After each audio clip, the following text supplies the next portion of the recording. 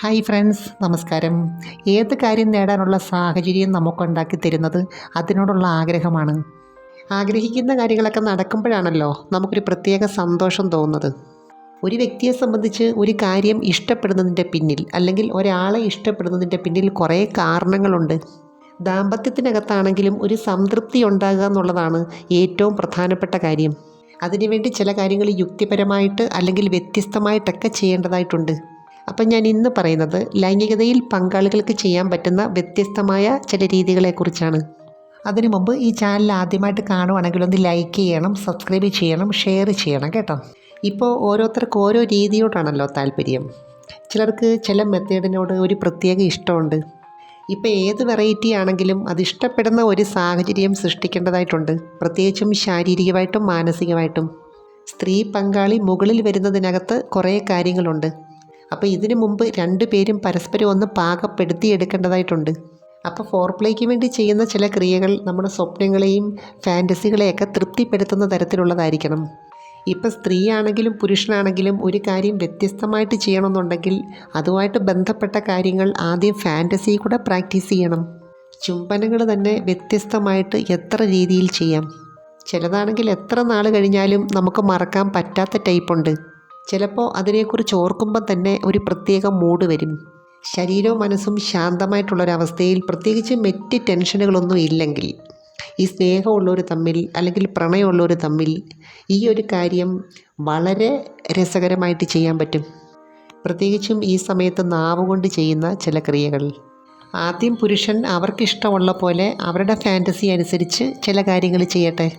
യഥാർത്ഥത്തിൽ പരസ്പരമുള്ള ആ ഒരു സ്നേഹവും ആശ്രയത്വവും ആകർഷണവും ഒക്കെയാണ് ഇതിൽ കൂടി വർദ്ധിക്കേണ്ടത്.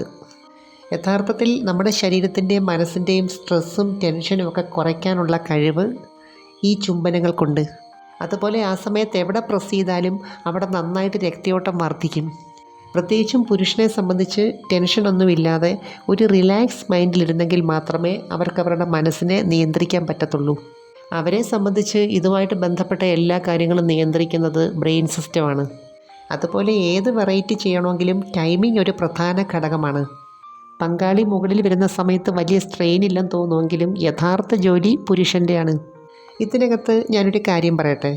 ഒരു സ്ത്രീയെ സംബന്ധിച്ച് ഈ ഒരു മെത്തേഡ് ചെയ്ത് അവർക്ക് പൂർണ്ണ തൃപ്തി കിട്ടുവാണെങ്കിൽ ആ പുരുഷനോട് അവർക്കൊരു പ്രത്യേക സ്നേഹവും ആശ്രയത്വവും ആകർഷണവും ഒക്കെ ആയിരിക്കും.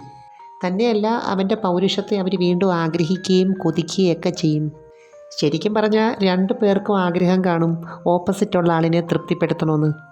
ഇവിടെ പുരുഷനെ സംബന്ധിച്ചുള്ള ഒരു ആറ്റിറ്റ്യൂഡ് എന്തെന്ന് വെച്ചാൽ, അവന് നല്ല സ്നേഹവും പ്രണയമൊക്കെ ഉള്ള പങ്കാളിയാണെങ്കിൽ ഈ ഒരു കാര്യത്തിനകത്ത് പൂർണ്ണമായിട്ടും അവരെ തൃപ്തിപ്പെടുത്തണം എന്നൊരാഗ്രഹം ഉണ്ടാവും.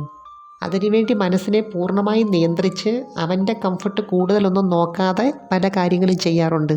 ഇവിടെ ശരിക്കും പറഞ്ഞാൽ രണ്ട് തരത്തിലുള്ള കംഫർട്ടാണ് അവരാഗ്രഹിക്കുന്നത്. ഒന്ന് ഫിസിക്കലായിട്ട് കിട്ടുന്ന ആ ഒരിത്. രണ്ടാമത് ഈ ഒരു കാര്യത്തിനകത്ത് ഒരാളെ പൂർണ്ണമായിട്ടും തൃപ്തിപ്പെടുത്താൻ പറ്റി എന്നുള്ള ഒരു ആത്മവിശ്വാസം. പ്രത്യേകിച്ച് അവർക്ക് സ്നേഹവും ആകർഷണവും കൂടുതൽ തോന്നുന്ന പങ്കാളിയെ. ഇനി ചെയ്തത് ശരിയായില്ലെങ്കിലോ ഇവർക്ക് വല്ലാത്ത ഒരു ടെൻഷനാണ്. നേരെ മറിച്ച് അത്ര വലിയ സ്നേഹവും അടുപ്പമൊന്നും ഇല്ലാത്ത പങ്കാളിയാണെങ്കിൽ അവൻ്റെ കംഫർട്ട് മാത്രമായിരിക്കും അവൻ ഈ സമയത്ത് നോക്കുന്നത്. ഒരു കാര്യത്തോടുള്ള മനസ്സിൻ്റെ രണ്ട് തരത്തിലുള്ള ആറ്റിറ്റ്യൂഡാണ് ഞാൻ പറഞ്ഞത്. നമ്മുടെ മനസ്സിന് നല്ല സന്തോഷവും ആത്മവിശ്വാസവും ഒക്കെ ഉള്ള സമയത്ത് പല കാര്യങ്ങളും വെറൈറ്റി ആയിട്ട് ചെയ്യാൻ തോന്നും. ഇവിടെ പൂർണ്ണ മനസ്സോടെ സന്തോഷമായിട്ടൊരു കാര്യം ചെയ്യുമ്പോഴാണ് നമുക്ക് ആ വ്യക്തിയോട് വീണ്ടും ഷെയർ ചെയ്യാൻ തോന്നുന്നത്. അതുപോലെ തന്നെ ഏത് രീതിയാണോ ചെയ്യുന്നത് അതിനെക്കുറിച്ച് വളരെ പോസിറ്റീവായിട്ട് വേണം ചിന്തിക്കാനും സംസാരിക്കാനും. സ്ത്രീ പങ്കാളിയെ സംബന്ധിച്ച് ഇവിടെ കറക്റ്റായിട്ട് സ്ട്രോക്ക് കൊടുക്കേണ്ടടുത്ത് കൊടുക്കാൻ പറ്റും. അതുപോലെ തന്നെ സ്പീഡിൻ്റെ നിയന്ത്രണവും പൂർണ്ണമായും അവരുടെ കയ്യിലാണ്. അതിന് അനുകൂലമായിട്ടുള്ളൊരു സാഹചര്യം സൃഷ്ടിച്ചു കൊടുക്കേണ്ടത് ഇവിടെ പുരുഷ പങ്കാളിയാണ്. അതിനെന്താണ് വേണ്ടത്? മനസ്സിനെ ഇതുമായിട്ട് ബന്ധമൊന്നുമില്ലാത്ത മറ്റേതെങ്കിലും കാര്യത്തിലേക്ക് ഫോക്കസ് ചെയ്യണം കുറച്ച് നേരത്തേക്ക്. അതുപോലെ ഇതിനകത്തുള്ള ഫേസ് ടു ഫേസ് രീതിയിൽ മാറിടത്തിന് അതിൻ്റേതായിട്ടുള്ള പ്രാധാന്യമുണ്ട്. അവിടെ ചെയ്യുന്ന ചില ക്രിയകൾ രക്തയോട്ടത്തെ വർദ്ധിപ്പിക്കുക മാത്രമല്ല, കേടുവന്ന കോശങ്ങളെ റിപ്പയർ ചെയ്യുന്നുമുണ്ട്. ശരിക്കും പറഞ്ഞാൽ നല്ലൊരു ഷെയറിംഗ് എന്ന് പറയുന്നത് നല്ലൊരു തെറാപ്പി തന്നെയാണ്. ശരിക്കും പറഞ്ഞാൽ നമ്മുടെ ശരീരത്തുള്ള വളരെ സൂക്ഷ്മമായ എല്ലാ നാഡീഞരമ്പുകളും ഈ സമയത്ത് ആക്റ്റീവ് ആകുന്നുണ്ട്.